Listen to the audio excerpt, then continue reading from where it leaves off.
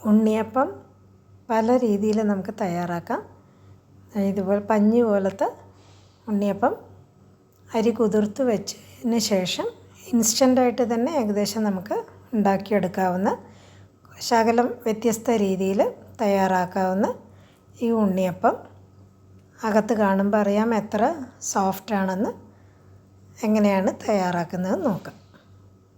അതിനായിട്ട് ഇപ്പോൾ 250 ഗ്ലാസ് ആണ് എടുത്തിരിക്കുന്നത്. പച്ചരി ഒരു 4 മുതൽ 6 മണിക്കൂർ വരെ കുതിർത്ത് വെള്ളം വാർന്ന് ഒരു അരിപ്പയിൽ വയ്ക്കുക, അല്ലെങ്കിൽ തുണിയിൽ പരത്തി വയ്ക്കുക.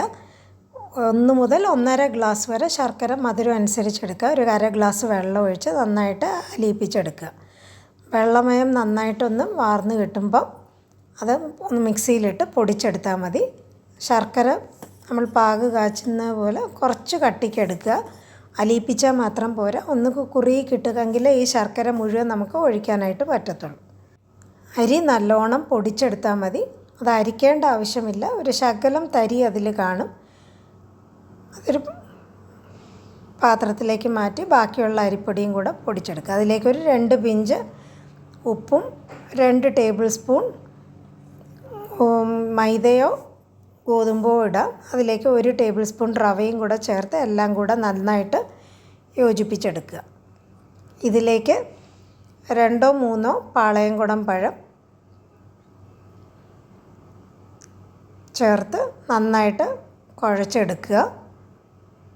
എന്നിട്ട് ഒന്ന് തണുത്ത് ചെറിയ ചൂട് കാണും ശർക്കരയുടെ പാനിക്ക്, അതും കൂടെ ചേർത്ത് വേണം ഇത് കുഴച്ചെടുക്കാനായിട്ട്.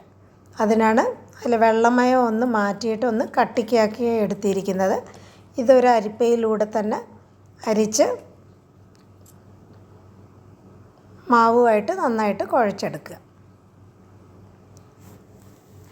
കുറച്ച് വെള്ളമായിട്ടാണ് നമ്മൾ അലിയിപ്പിച്ചെടുക്കുന്നതെങ്കിൽ ഈ ശർക്കര മുഴുവനായിട്ട് നമുക്ക് ചേർക്കാൻ പറ്റത്തില്ല. അതുകൊണ്ടാണ് അത് കട്ടിക്കെടുത്തിട്ട് പിന്നെ വേണം എന്നുള്ളത് വെള്ളം ഒഴിച്ച് നമുക്ക് കുഴച്ചെടുക്കാവുന്നതേ ഉള്ളൂ. അവരവരുടെ സ്വാദിനനുസരിച്ച് 1 മുതൽ 1.5 ഗ്ലാസ് വരെ ശർക്കര എടുക്കാം നമുക്ക്. ഇതുപോലെ അരിച്ച് മാവിലേക്ക് ഒഴിച്ചതിന് ശേഷം യോജിപ്പിച്ചെടുക്കുക. ആദ്യം നമ്മൾ കുഴയ്ക്കുമ്പോൾ ആവശ്യത്തിനുള്ള ശർക്കരയുടെ പാനി ഒഴിച്ചാൽ മതി. കുറച്ച് കട്ടിക്ക് തന്നെ കുഴച്ച് വെക്കണം. അത് കഴിഞ്ഞിട്ട് നമുക്ക് നേർപ്പിച്ചെടുക്കാം. ഇതുപോലെ മാവ് നല്ല കട്ടിക്ക് കിട്ടിയിട്ടുണ്ട്. ഇതിലേക്ക് ഇൻസ്റ്റൻ്റായിട്ട് തയ്യാറാക്കുന്നത് കൊണ്ട് ഒരു നുള്ള് സോഡാപ്പൊടി ചേർക്കുന്നുണ്ട്. ഇത് ഇൻസ്റ്റൻ്റായിട്ട് വേണ്ട, പുളിപ്പിച്ചെടുത്താൽ ഒരു 6 മുതൽ 8 മണിക്കൂർ വരെ പുളിപ്പിക്കാൻ സമയമുണ്ടെങ്കിൽ ഈ സോഡാപ്പൊടി ചേർക്കേണ്ട ആവശ്യമില്ല. പുളിപ്പിച്ചതിന് ശേഷം ഇതേപോലെ തന്നെ തയ്യാറാക്കിയാൽ മതി. ഏലക്കാപ്പൊടിയും കൂടെ ചേർത്ത് നന്നായിട്ട് യോജിപ്പിച്ചതിന് ശേഷം ഒരു 1/2 മണിക്കൂർ ഇതൊന്ന് യോജിച്ച് കിട്ടാനായിട്ട് മാറ്റി വയ്ക്കുക. സമയമുണ്ടെങ്കിൽ 1 മണിക്കൂർ വരെ വയ്ക്കാം. അപ്പോൾ ഈ മാവൊന്ന് കട്ടിയായിട്ട് കിട്ടുകയും ചെയ്യും. ഒന്ന് പുളിച്ചതുപോലെ നമുക്ക് കിട്ടുകയും ചെയ്യും. ഒരു 1/2 മണിക്കൂർ മാറ്റി വെച്ചതിന് ശേഷം ബാക്കിയുള്ള ശർക്കര പാനിയിൽ ശകലം കൂടെ വെള്ളം ഒഴിച്ച് ആവശ്യത്തിനനുസരിച്ച് വെള്ളം ഒഴിച്ച് മാവുമായിട്ട് യോജിപ്പിച്ചെടുക്കുക.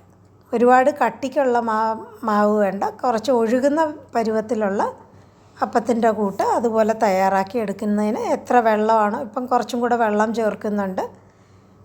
അത് നോക്കിയിട്ട് എത്ര വെള്ളം ചേർക്കണോ അതനുസരിച്ച് വെള്ളം ചേർത്ത് ഇതുപോലെ കുറച്ച് ദോശമാവിൻ്റെ പരുവത്തിൽ അലിയിപ്പിച്ച് എടുക്കുക. ഇതിലേക്ക് ഒരു 1/2 ടീസ്പൂൺ എള്ളും തേങ്ങയുടെ കൊത്ത് നെയ്യിൽ വറുത്തതും കൂടെ ചേർക്കുക. ഇതൊക്കെ അവരവരുടെ ഇഷ്ടത്തിനനുസരിച്ച് കൂട്ടുകയോ കുറയ്ക്കുകയോ ചെയ്യാം. ആദ്യം അപ്പക്കരയിൽ ശകലം നെയ്യ് ഒഴിച്ച് നെയ്യ് ഉരുകിയതിന് ശേഷം വെളിച്ചെണ്ണ, കുഴി നിറയാനുള്ള വെളിച്ചെണ്ണ ഒഴിച്ചാൽ മതി.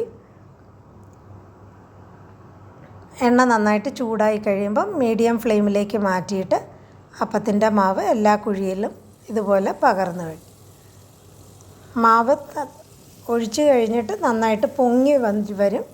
പൊങ്ങി വരുന്ന അപ്പം മറിച്ചിട്ട് തിരിച്ച് മറിച്ച് വിട്ട് നല്ല ഗോൾഡൻ കളറാവുന്നത് വരെ, എണ്ണയുടെ ഒച്ച ഏകദേശം നിൽക്കുന്നത് വരെ, എണ്ണയുടെ ഒച്ചയുടെ സൗണ്ട് ഏകദേശം നിന്ന് കഴിയുമ്പം അപ്പം നന്നായിട്ട് വെന്തിരിക്കും, മനസ്സിലാവുകയും ചെയ്യും.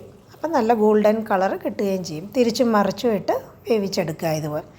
എന്നിട്ട് എളുപ്പത്തിന് ഇതുപോലെ സ്പൂണ് കൊണ്ട് കോരി ഒരു അരിപ്പയിൽ പാത്രത്തിൽ വയ്ക്കുകയാണെങ്കിൽ കൂടുതൽ എണ്ണ വാർന്ന് കിട്ടുകയും ചെയ്യും, എളുപ്പം നമുക്ക് എടുക്കുകയും ചെയ്യാം.